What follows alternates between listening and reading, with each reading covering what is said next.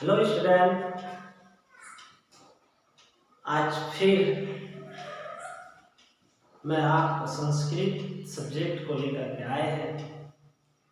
मैं विमल सर आप सभी का एसवीएम क्लासेस में स्वागत करते हैं। आज संस्कृत व्याकरण के भाग 5 पर बात करेंगे और मैं आपको एक बात याद दिला दूं कि मेरे पीछे का जो भाग है यानी कि संस्कृत व्याकरण का जो पहला भाग, दूसरा भाग, तीसरी और चौथी और ये पश्चिमी बना रहे, मैं आपको याद दिला दूं कि पहले भागों में हमने संस्कृत व्याकरण के संबोधित शब्दों को याद किए, जाने, पढ़े और आज हम संस्कृत व्याकरण के दूसरी भागों में जो फिर पढ़े, दूसरी भागों में मैंने पढ़ा कि लकार किसे कहते हैं और उसके कितने प्रकार हैं, और तीसरे भागों में मैंने पढ़ा कि वचन किसे कहते हैं और वचन के कितने प्रकार हैं। बच्चों, चौथी भागों में हम लोग लट लकार वर्तमान काल के सूत्र को विषय में भी जाने और उसमें जाने के कितने प्रूफ होते हैं न। और आज ये पश्चिमी भागों में हम पढ़ेंगे जो आपने स्क्रीन पर लिखा हुआ यानी बोर्ड पर लिखा हुआ है कि इस लकार का प्रयोग हम किसी धातु रूप में किस प्रकार करेंगे।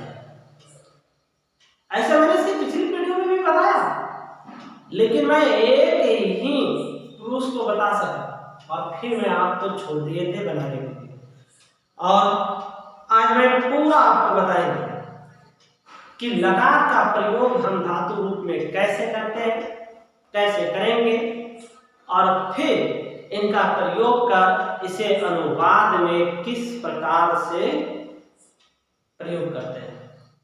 तो बच्चों, आप बरकरार जानने के लिए मेरे साथ लगे रहें। तो देखिए, पीछे लिखा है संस्कृत व्याकरण, और संस्कृत व्याकरण यहाँ पर हम भी लिख चुके हैं भाग 5। ऐसे आप YouTube चैनल पर डालोगे एसवीएम क्लासेस संस्कृत व्याकरण तो आ जाएंगे और भाग 1, 2, 3, 4 और 5 आज हम अपलोड करेंगे। चलिए देखते हैं। पहला है आपका कि लकार का प्रयोग। लकार का प्रयोग ना, तो लकार का प्रयोग करेंगे हम लोग, लट लकार का प्रयोग करेंगे ना, जो कि किस में करेंगे, धाव धातु रूप में। किसमें, धाव धातु रूप में करेंगे। और यही धाव धातु रूप, धाव का मतलब होता है दौड़ना बच्चों ना, संस्कृत में दौड़ना यानी धाव मतलब दौड़ना। ठीक है, देखिए इसका प्रयोग हम पहले ही बोर्ड पर बना के रखे हुए हैं ताकि आप फिर क्लास में डिस्टर्ब ना करो, ज्यादा लंबा वीडियो ना हो जाए। इसलिए देखिए मैं पहले ही बोर्ड पर लिखा हुआ हूँ बहुत सारी बातें और इसी को हम हल करेंगे आज। देखिए पहला है आपका प्रथम पुरुष में एक वचन, द्विवचन, बहुवचन, इन्हीं का तीनों पुरुष मैंने देखा ना। मैंने आपको पहले, इससे पहले वाला पिछले वाला वीडियो मैंने बताया था कि जैसे पट पर बताया था, आज मैंने धाव पर बात करता हूँ। तो ये धाव पर क्या मतलब, धाव मतलब होता है दौड़ना। धाव का मतलब क्या होता है, दौड़ना ना। धाव का मतलब होता है दौड़ना। बच्चों देखिए बोर्ड पर हमको लग रहा है थोड़ा मिस्टेक जैसा हो रहा है, थोड़ा 1 मिनट विलंब करता हूँ मैं।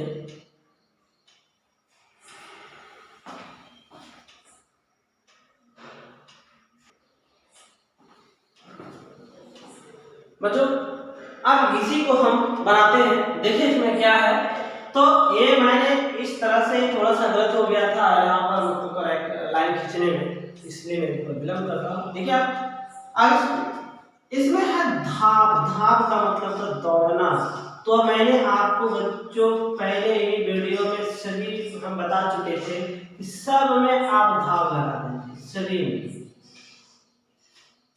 सभी धाव लगा देते हैं।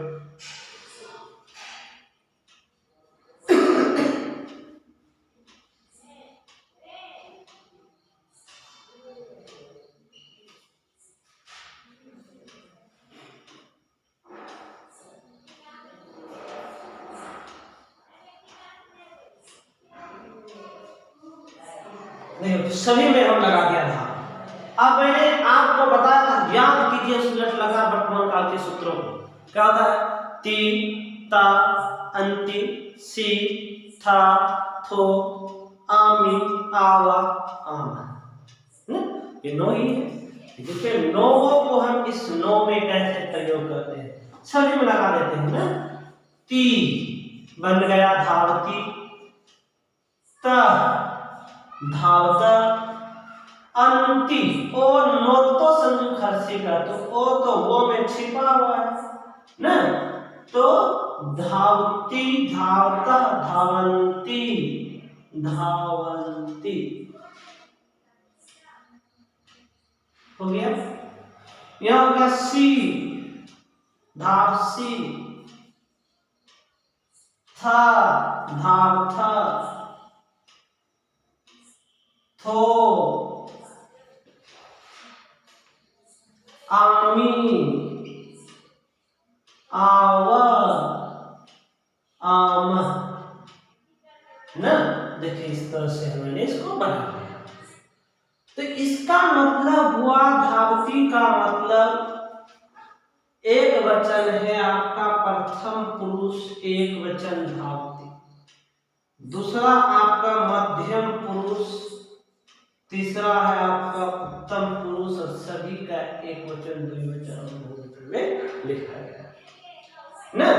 ये तो बच्चों मैंने लिखने के लिए सीख लिया, अगले वीडियो में भी सीखा था और आज भी मैंने सीखा।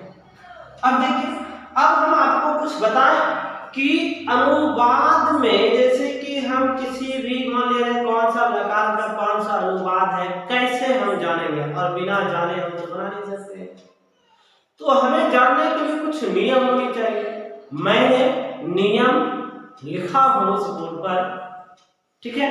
तो देखिए नियम है, अनुवादों को पहचानने का नियम, कि ये कैसे जानेंगे कि कौन सा लकार का अनुवाद है, और जब तक ये नहीं जानेंगे तो हम इसमें लिखेंगे कैसे कि ये लट लकार वर्तमान काल का सूत्र लगाएंगे, कि लंग लकार भूतकाल लगा देंगे, कि लोट लकार का लगा देंगे, कैसे लगाएंगे। इसको मतलब कि ये वाक्य को हमको जानना पड़ेगा कि ये अनुवाद जो है वह किस लकार का है, ठीक है। तो देखिए हम बनाने का नियम को बोर्ड पर लिखा हुआ है कि अनुवादों को पहचानने का नियम, जिस हिंदी वाक्य के अंत में ता, ते, ती रहे तो यह वाक्य लट लकार वर्तमान काल में बनेगा ना। जिस हिंदी वाक्य के अंत ना ता, ते, ती रहे तो वह लट लकार वर्तमान काल के अंतर्गत बनेगा ना बच्चों। आप पहले भी पढ़े हैं और आज भी इस चीज को हम सिर्फ दोहरा रहे हैं, क्योंकि मैंने बताया कि मैं आपको बेसिक बता रहा हूं, ये बेसिक है, ठीक है। देखिए अब हम वाक्य से परिचय करवाते हैं, वो वाक्य कहाँ है जहां पर ताते थी, तब ना हमको पहचानने में आएगा। जो समय बीत रहा ना, बीत गया नहीं, बीत रहा, ठीक है। देखिए आपके बोर्ड पर लिखा हुआ है पीछे अनुवाद। अब इस अनुवाद से हम समझते हैं कि इस लकारों को इस अनुवादों में किस प्रकार से प्रयोग करें। देखिए पहला है आपका शब्द, पहले देखिए जो ऊपर लिखा है संस्कृतम अनुवादम कुरु, मतलब संस्कृत में वाक्य बनाना है, अनुवाद करना है। संस्कृतम अनुवादम कुरु यानी संस्कृत में अनुवाद बनाना है ना। तो पहला ही नंबर आता है वह दौड़ता है ना। संबोधित शब्द भी आपने नोट हो पढ़े, वह, वे दोनों, वे लोग, तुम दोनों, तुम लोग, मैं, हम दोनों और हम दोनों, नो पढ़े थे और आपके बोर्ड पर भी नो है। देखिएगा किस प्रकार से इनका हम प्रयोग करते हैं। देखिए पहला है वह दौड़ता है ना, तो वह दौड़ता, बच्चों फटाफट बताइए कि वह का संस्कृत क्या होगा ना। तो वह का संस्कृत होता है स, और दौड़ना का होता है धाव ना, धाव, दौड़ना का क्या होता है धाव। अब आपको बताया कि वह है आपका प्रथम पुरुष एक वचन, तो प्रथम पुरुष पुरुष एक वचन देखिए क्या है, धाव के साथ क्या लगा हुआ है, ती। तो ये चीज का प्रयोग हम इसमें कर देंगे ती। ये हो गया आपका धाव, एक बन गया, एक बन गया, बिल्कुल ही आसान है ना। और दूसरा देखिए क्या, वे दोनों दौड़ते। तो वे दोनों का संस्कृत बताओ बच्चों, तो क्या होता है, तो तुम ना। और दौड़ते हैं, तो दौड़ते हैं का क्या हो जाएगा, तो वही है मैंने आपको बताया, धाव मतलब होता है दौड़ना। और यहाँ पर वे दोनों, दो ठो का उच्चारण कर रहा है, तो ये प्रथम पुरुष द्विवचन क्या है, धावत।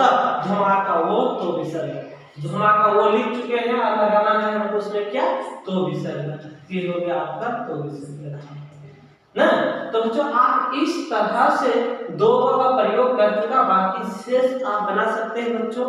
तो आप अवश्य ही हमें कमेंट में इनका सॉल्यूशन भेजें, इनको बना करके आप भेजिए, ताकि हम समझ पाए कि मेरे बच्चों इसे समझ पा रहे हैं ना।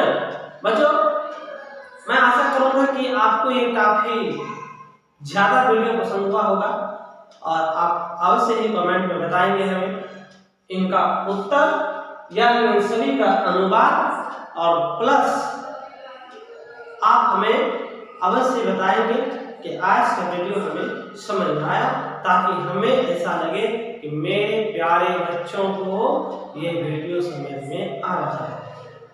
ठीक है, तो आज का क्लास यहीं तक बच्चों, और हम थोड़ा साइड होते हैं, और आप उसका स्क्रीनशॉट भी रख लिया कीजिए, ताकि आपको बाद में समझ में आए और मेरे सारे वीडियो को आप देखिए। मैं आशा करूंगा कि सारे बच्चों को हम संस्कृत के काबिल बना सकूं ना। आज का वीडियो यहीं तक, धन्यवाद बच्चों।